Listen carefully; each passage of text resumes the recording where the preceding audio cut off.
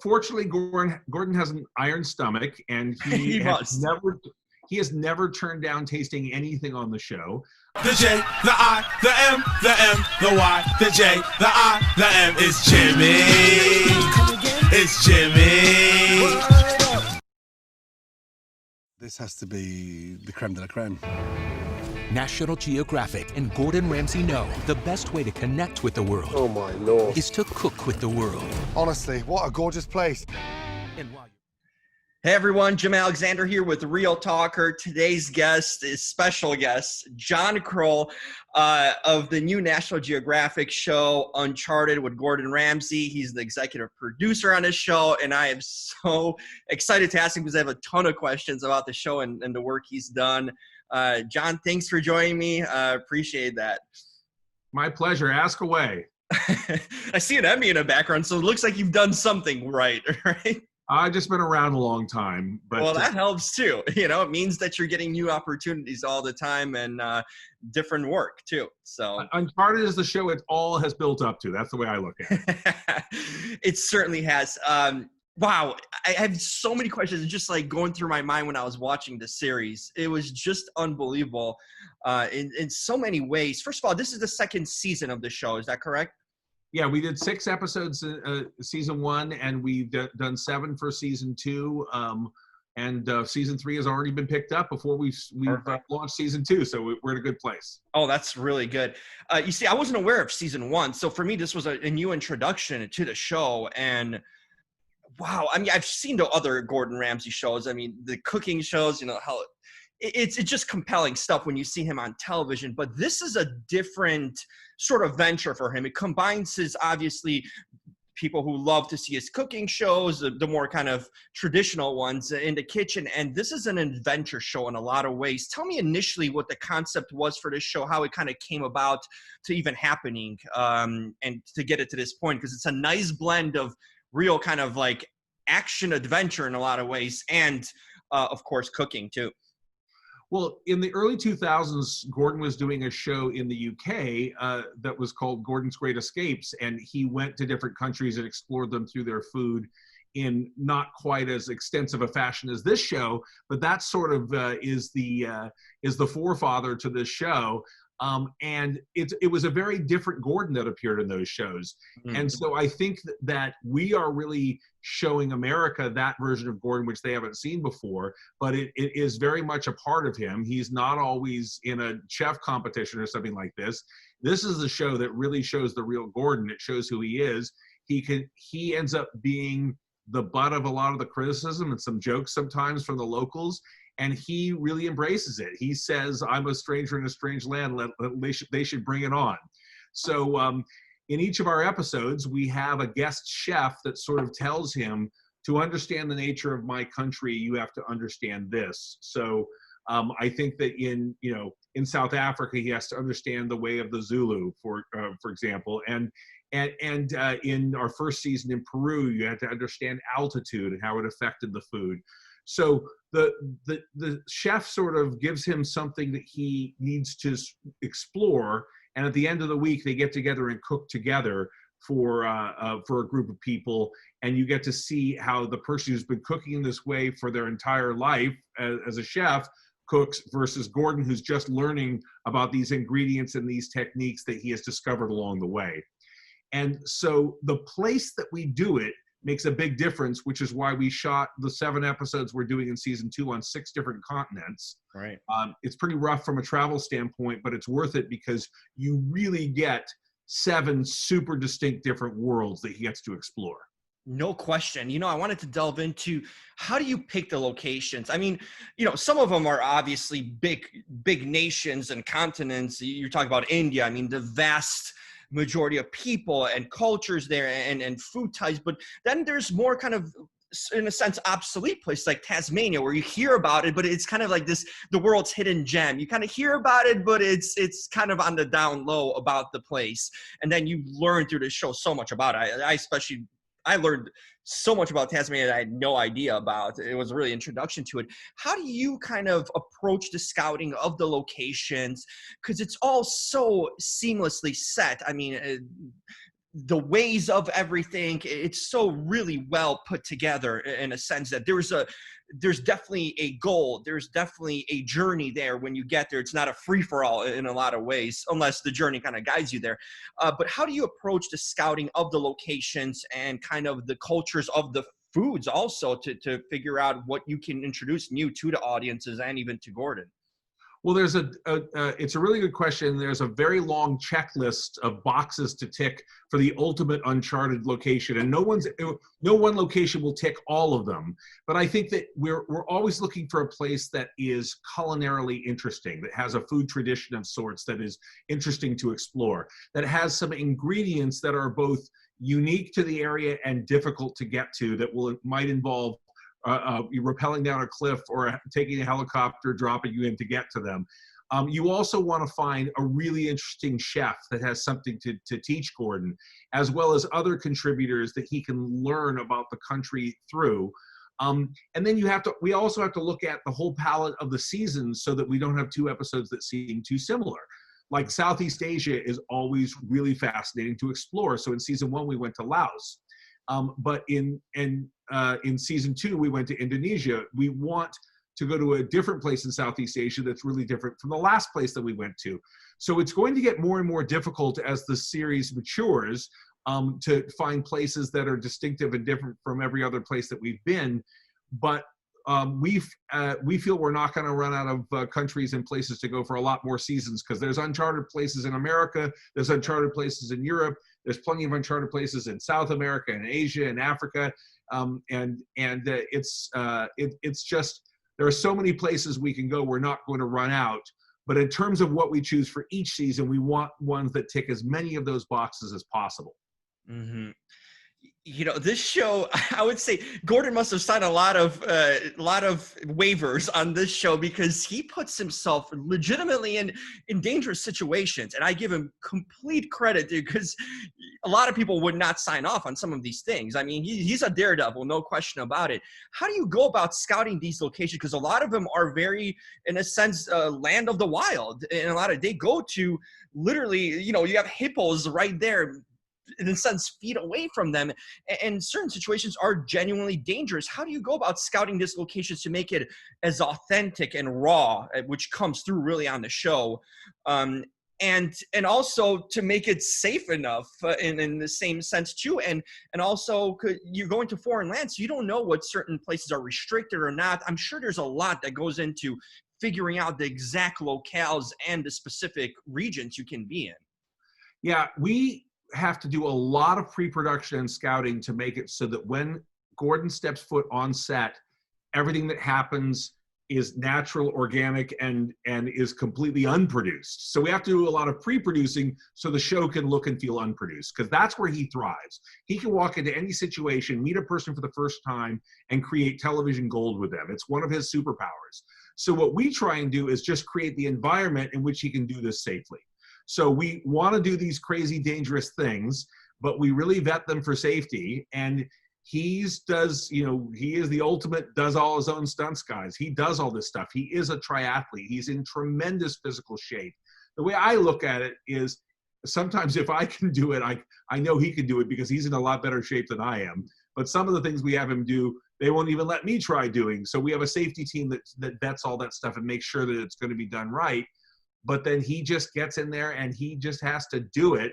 And yes, we are holding our breaths a little bit, but he's so good at it. And we have checked it out with the safety people to the point that we're confident that he'll be able to do it safely. Our goal is to make it look like his life is always in danger without it actually being in danger. Mm-hmm. You know, when you have someone like Gordon, who obviously you can tell what a curious individual he is. How much with a show like this do you let him to sort of improvise, let him to kind of have his, have the safety precautions and the things that you guys want to set up, but also let him to kind of explore and allow him to go, in a sense, off script or do things his way that he would like to? Well, there is no script in Uncharted, and the whole show is him going off script. What we'll typically do is we'll have a conversation about a scene that's coming up, and so he'll know that there's a certain ingredients they're going to find. He's going to he's going to try it and that sort of thing. But we also like to let him discover things in the scene as well. So we may have certain surprises for him along the way, which he loves. He loves to discover something new in the scene that he didn't know was coming. And so the key is for us is to figure out the right amount of information to give him in advance so that he can really dive into the scene headlong, but also have enough surprises that we will get his really authentic reactions to everything as it happens. You know, I was watching that show. A lot of people have food allergies. I was thinking, I'm like, some of this stuff I'd be terrified to try. How do you guys vet, in a sense, Gordon? Is he that familiar of all sorts of foods and just things out there that you can try to know that? Because I would be, in a sense, I found myself like, oh my God, why is he trying to? What if this has a horrible reaction, or what is this like something that could be damaging? How does that approach go to when you're trying so many wild and foods from all sorts of places and spices and things like that, that it's brave on his part to just go for it constantly and just take a chance on all these sort of things? Because I know personally I'd be like, whoa, hold up here for a second. Well, fortunately, Gordon has an iron stomach, and he has never turned down tasting anything on the show. I try and taste everything on the Scout before he has to, so I at least, if I ever had a horrible reaction to something, I would take it off the menu for him. So I'm sort of like the canary in the coal mine for a lot of that stuff. But he's really up for trying things, and our goal is always to find things he has never tried before. So sometimes that's a worm or a grub, sometimes it's an herb or a leaf, sometimes it's a kind of an animal like a camel or a wallaby. So we always want a tarantula, right? a tarantula, indeed, very crab-like tarantula. And I think that the key to this is, if we ever show up in a country and he doesn't try something new, that he's going to be disappointed. And so we really want to find stuff he's never had before. And that is one of our goals in putting the show together. Because if he's experiencing it for the first time, he can really communicate to the viewer in a really authentic way what it's like to try it for the first time. Mm-hmm. You know, I was curious about the familiarity Gordon had with the local kind of lead chefs that kind of guide him through the episode. Did he know them from his, from the industry in a sense, or were these kind of new friendships being built and new introductions that he had to these locals? I was curious about these relationships that he had with them. Well, obviously he knows a lot of people from the culinary community, but a lot of that is, he knows them virtually. He's based in the UK, they're based in their various countries and things. There are some people like Virgilio Martinez, who he cooked with in Peru, who, they knew each other both by reputation quite well, but had not met. There are other people like Zola Nene, our chef in South Africa, who he had never met before, did not know before. So I think that it is not our goal to find the most famous chef in each country. It's our goal to find someone who we think he's going to respond to and have an interesting reaction to. And I think that sort of the conceit of the show is that there is a certain amount of communication back and forth where they find out he wants to come there, and he says, show me show me your world, introduce me to your world of flavors and of ingredients. And so they're prepared to do that. And our chefs have all made it their mission to expose their country's food and ingredients, which they take such great pride in, to him, and they are his guides and the ones that point him in the right direction so they can discover the heart and soul of their country through the food. Mm. As you explore all these alongside Gordon, these cultures and nations, I'm sure there's a lot that surprised you or you learned about, but anything particular along these journeys for now, the 2 seasons that you've done that really stuck with you, whether it would be something that you really had no idea about, or in a sense, a light bulb moment? Is there anything particular that really stood out to you through these journeys, in a sense? And that could be whether the cultures or the lands that you visited, or even something, that just impacted you in a sense that you didn't expect. Well, for me, the most interesting parts of the show are when we are as uncharted as possible and as off-grid as possible. So I love the Indonesia episode because we find these rice farmers who have this tradition of riding bulls through rice paddies. Mm-hmm. And throw Gordon in there and let him experience that tradition. I mean, that's something that is really, really foreign to Western viewers. And then likewise on the other side of the world in Guyana, where, you know, he's fishing and hunting for caiman in this environment where it looks like everything out there can kill you.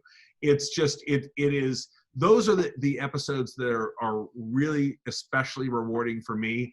I have this memory in Guyana where we had a very limited amount of satellite internet, but it was very difficult to have any contact with the outside world. That I woke up at 6 a.m. to the sound of howler monkeys chanting, and I look out my window, and Gordon was out at the side of the Rewa River, the river that we were living alongside, with a cup of coffee, and he just looked so blissful. And I realized this is probably because no one can contact him. I mean, that's got to be a really rare thing for Gordon. Mm-hmm. And he just seemed to really, really enjoy being off grid and being Uncharted, because that's just something that's super rare for him. He was really cherishing it. Interesting. Yeah, that kind of, you don't realize unless, you know, you're such a global figure that certain things, like some simple things like that, can be so liberating and peaceful. You know, that's an interesting perspective in that sense.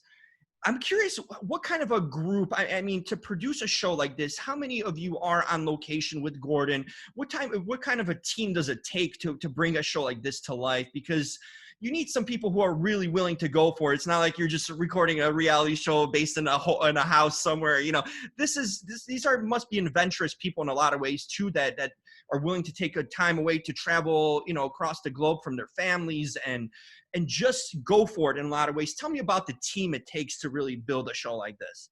Sure. I mean, our goal is to keep our team on Uncharted as small as possible.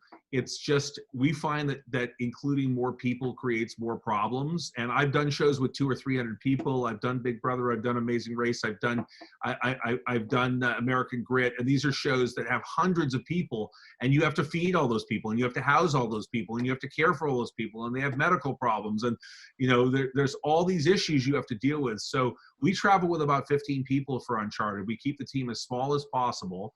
And we have even fewer than that on set. Our goal is to have a very, very small footprint in the places that we're going and not attract a lot of attention. And it is a unique breed of people. I mean, the show is sort of fronted by me, the director, Neil DeGroot, who's done wilderness shows like 72 Hours and everything. He won a DGA award from it. He's immensely talented. And Tara Williams, who's our supervising producer, who deals with sort of the logistics of the whole operation and moving the team and dealing with making sure we have all the resources that we need for each of our shoots. So Tara, Neil, and I are kind of the core group. And we have, of course, a camera crew, and then we have producers who come in for each episode, and then they go back and start editing them. So it's a pretty small group that we travel with. And yes, there have to be people who you know, will carry a pocket knife, who will take malaria medication, who don't mind traveling on punishing flights, who will get into water that they just saw piranhas jump out of. It has to be a unique breed of person who does the show for sure. Yeah, I would figure it would be. I mean, that's a special group. It's a small, intimate group. So I'm sure you guys are almost like a family in that way when you talk about 15 people putting it together. I was curious, how long does it take from the sense filming? How long does it take to do a season of this show and the turnaround of it? I'm kind of curious because you're traveling to all these destinations. That takes time and setting up. And how long does it take and spend from start to, like, how do you plan out your season in a sense? Well, it's complicated because, as you might imagine, it's we have to work within a lot of climates, a lot of visas, a lot of you know, a lot of things in terms of scheduling them. We left right around Thanksgiving and got back at the end of February for this season. So that gives you an idea of the span that it took. I think we went home for a week for Christmas, but other than that, we were on the road the entire time. Wow. How grueling does it get? I mean, you talk about like 4 or 5 months of this nonstop with the travel and the, I mean, do you need a break after? Do you need to like a kind of clearing your head moment before you jump on to the next? Like, how do you kind of operate with that in a sense where it's so demanding with the travel logistics and just where you're set? How do you kind of approach that, you know, prior and afterwards, right when you're done wrapping to it? Yeah, I mean, it's you know, I have a wife and 2 dogs, and I was really looking forward to seeing them by the end of this. But they, you know, it's a show I love doing, so it's worth it.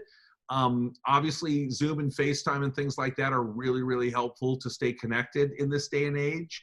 And I think that my wife supports it because she knows how much I love doing the show. We also travel together a lot, so we share that love for it. So I think that she gets why it's a show that I really, really love doing. I think that Neil and Tara and the rest of the crew feel the same way. It is a grind, and we look for. We don't take days off, but we might take a meal off where we said, let's not talk about the show. We do certain things to keep our minds right during it. But it's interesting because we came out of traveling for the show this year and went right into, you know, stay-at-home orders. Right. So I kind of feel for a lot of people who weren't traveling for months before that. I was happy to be home for a couple of months at the end. I'm sure for you, in a sense, that was your break time in a lot of ways. And I'm learning something here. It's a life goal to find a partner who enjoys the similar things in your life and can accept your career. That's very important in a relationship. Being a single person, like that's a life goal, to find someone that understands you and shares similar passion. That's actually powerful stuff right there. Well, yeah, I mean, when I met my wife, I was traveling for shows, and she was a flight attendant. So we immediately, you know, bonded over those kinds of things. But I mean, I think that what's nice now is we did all that travel, we put the shows together, and now at a time when people are emerging from stay-at-home orders, but still have to spend a lot of their time, you know, at home and social distancing, we can hopefully allow them to travel vicariously through Gordon on this show and go to some exotic lands and experiencing them. And I'm hoping it will give viewers at home a nice break and a kind of a welcome, a respite from the monotony of being at home for so long. No question. The thing about this show, it puts you literally, you hear movies sometimes, edge of your seat or describe. This show literally puts you in the moment. It's like a roller coaster ride. You're on it. It literally blew me away. I haven't seen many reality shows when you feel so raw emotion watching it and so in the moment of it, where the drama happens in a sense naturally. And it leads me to kind of ask you, how do you kind of go about these moments where the hippo's staring down? Do you have to sometimes cut and reset, or you have the Zulu chief coming, I mean, with the armed men around? Like, these are some intense dramatic moments that just create naturally drama that you can't fabricate in any sense. How do you approach these moments where you say roll, keep on rolling, or maybe we should stop? Like, that would be a tough thing to do, I would sense, when you have natural, you know, we have animals dealing in the wild, and you have certain situations that you're not familiar with. Well, this is the first show I've ever been on where we've had a hippo safety meeting. You know, because there's sometimes like, you know, sometimes you go to the animals in a case like that. Other times the animals were not invited. We had no intention of the hippo being at the final cook in South Africa. We had shot around hippos previously on the show, but the hippo that was there was far more aggressive. When you see the scene of the hippo coming right towards the camera, we really did flee, including the camera people. We had to bail out in case that hippo kept going. They are the most dangerous land mammal in the world. Wow. So I think that we just have to adjust. I mean, I think that we on Uncharted go by the mantra that there's a name for shows in which everything is planned and everything goes as planned. And the name of those shows is Charted. We are Uncharted, so we have to be ready for anything to happen, and we make adjustments. We can't control the weather. There is no sort of do-over. If it starts raining in the middle of one of our cooks like it did in Indonesia, we just keep going. it's just one of those things where it comes with the job that we just have to adjust for these things. We knew the Zulu chief was coming. We did not know that he was going to come with armed guards, and we just adjust. You know, how exciting is that? And in a sense, scary too, living these moments of like you said, Uncharted. You don't know what to expect in a lot of ways. Do you find that being both exciting and scary? How do you kind of approach that and embrace it in a sense? Well, I think that our number one concern is always going to be safety. We always have a safety person with us on site. He's fantastic. His name is Gaz Humphrey. And he's always looking out for all of us in all situations that are planned and unplanned. And, you know, when you're dealing with the faraway lands where the rules are different, you don't know what's going to happen. We didn't know who the Zulu chief was going to show up with. We just knew he was going to show up. And so we just went with it. Likewise, in Indonesia, we knew that the governor was showing up with his family for the cook. We didn't know who he was going to show up with. He ended up showing up with a beautiful patterned shirt, like he was on vacation, and that was a very different feel than when the Zulu chief showed up with his armed entourage. But what we do is, when in Rome, we do like the Romans do. We always try to adjust to our situation. We are guests. Gordon is the first one who would tell you, when we are in a foreign country and we are their guests, we are going to be good guests, and we're going to, you know, let them tell us how we should be behaving. That's well said. You know, I found Gordon to be, through the show, just very humble. I mean, for someone that's that world renowned and accomplished, to be so open to learning from other cultures, and in a sense being like a student, it's rare to see someone of that acclaim humble themselves and be so open-minded and willing to do these things, you know, and go for it, jumping out of a helicopter and stuff. There's really no ego, in a sense, attached to someone like that, and it really gives me a perspective about what kind of individual he is and why he probably got to the point he is. Throughout the show, you know, the 2 seasons, is there something about Gordon that you specifically learned about that really kind of took you back and that maybe others wouldn't know about him? I know I'm getting insight to him as an individual watching the show, but is there anything particular that stood out to you working with him? Yeah, I think that the version of Gordon you see on Uncharted is a lot more like the actual Gordon than any other show. Gordon is passionate about food and cooking and ingredients. He still has the fire for discovery. He's passionate about his family, and so he connects with people frequently based upon his role as being a father.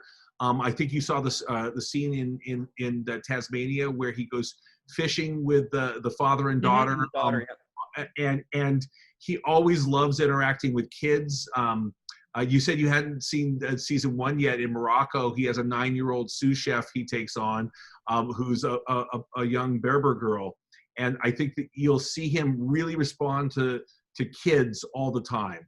So I think those would be my takeaways, is you get to see Gordon as someone who is still just as passionate about food and ingredients as he always was, and someone who is also passionate about being a father, and he loves kids. Couple more questions. You know, you've done a lot of different shows of a lot of different genres, in a sense. So you've seen kind of reality in a lot of different I'm curious, because I do a lot of hosting myself, you know, red carpets and stuff in LA. What makes a good host for a show? Because you know, you've had different shows. You had John Cena as a host, and he's got a different personality and flavor, and Gordon certainly does. What do you look for in a host for a show that you do? Is there specific things that you always look for that you want, that draws you into a host for a show? Well, I think that it's always different, and I've been very, very lucky to be blessed to work with some amazing talent over the years, whether it's Phil Kogan on Amazing Race or John Cena or Gordon. But I think Gordon is my perfect presenter for where I'm at in my life right now, because I really value the unscripted part about unscripted television. And there's a lot of pressure from a lot of networks to really over outline and over plan these shows within an inch of their life. And I got into the reality business in the earlier days of it, when there was less of an interest in that, when we realized that what actually happened authentically was quite a bit more interesting than anything we could plan. I was the guy on the early seasons of Big Brother who had the show that was not about nomination or eviction, but was really about just these people living together. And I think that the great thing about Uncharted is it really is authentically an unscripted show. We really do just turn Gordon loose on this environment. And yes, we've made sure there's someone interesting for him to interact with. And yes, we always have some sort of culinary goal of an ingredient for him to discover. But the pathway to getting there can unfold in an infinite number of different ways. And one thing I found with Gordon is no matter which path he chooses, it's going to be a great path that's going to make for entertaining television. So he's the right talent for me to be working with right now in my career, because I really want to work in an environment where that authenticity is cherished and valued. And I really believe strongly that National Geographic shares that goal with me, that they want it to feel as authentic as possible. Mm-hmm. I wanted to close off on a note. Like I said, you've had a career that spanned vast different things, and I'm getting a sense of who you are as a person speaking to you. What are some interests that you have in your everyday life? Because I always feel like to be a performer or artist or be in this entertainment field, you need to live a full life as a regular person, not just be a performer in a sense or that world. What are your interests in your everyday life and hobbies that you have that you like to do to kind of escape or get away and keep that normalcy? Well, Jim, that's a really good question. It honestly is one of the best questions I've ever been asked in an interview. So, my midlife crisis has been still photography. It's something that I've really gotten involved with. I like to joke that my wife is a competitive archer, so my midlife crisis cannot be another woman because I would be dead. So my midlife crisis is the camera. Yes. Smart. I've really, really enjoyed that. And I've actually gotten involved with shooting a lot on the set of Uncharted, along with Justin Mandel, who does a lot of the digital media stuff for the show. But I'm always really excited when Nat Geo uses one of my photographs in promoting the show. So that's pretty fun. And then my other great passion is my two dogs, Xena the Warrior Princess and Buffy the Vampire Slayer. Wow, perfect names, I'd say so. They are my other passion. Do they resemble in some way, remind you of these Xena and Buffy in any way, or just something to basically connect you to your favorite shows? I just think that I'd like to think that my dogs would have great adventures, so I think they should be named after action characters. I like that, instead of just like a simple name. I always felt like a dog named Bill or something just really, it doesn't do it in a lot of ways. There's so much more potential of naming your pet in so many ways too, and give them some personality. Exactly. Jon, I really appreciate you taking that time. I absolutely love this show. As you can tell, I was so enthralled in it, and I'm going to go back and watch every episode of season 1. I just feel it's, like you mentioned, for these times we're kind of like locked away in a way, and the world's at a crazy place. It's cool to kind of venture your mind outside and see the world uniting, as Gordon does in a lot of ways on the show, bringing people together and finding out about these cultures through our home, by watching this show. I think it's a fantastic show. And I learned a lot, and I've been a fan of your other shows, Amazing Race, Big Brother. So it's been cool to follow, and American Grid, follow your shows throughout the years and getting a chance to talk to you. Well, thanks so much. I really appreciate your support of the show. And I think it's great you've discovered season 2. Those earlier episodes are all on, I know they're on Disney Plus and other platforms as well. So enjoy, and a lot more Uncharted is coming. I can't wait. I'm glad it's renewed for season 3. So hopefully you guys can get out there as soon as things slow down and start filming again. I wish I could tell you where we're going for season 3, but then I'd have to kill you. So we can't. Well, I kind of need to, spread the news on this show. So we'll keep it a secret for now. Love to All right. connect with you again, Jon.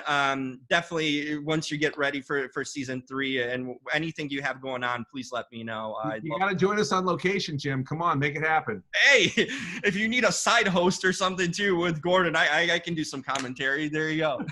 All right. Thanks a lot, Jim. Thank you, Jon. Have a good one. Stay safe. Bye.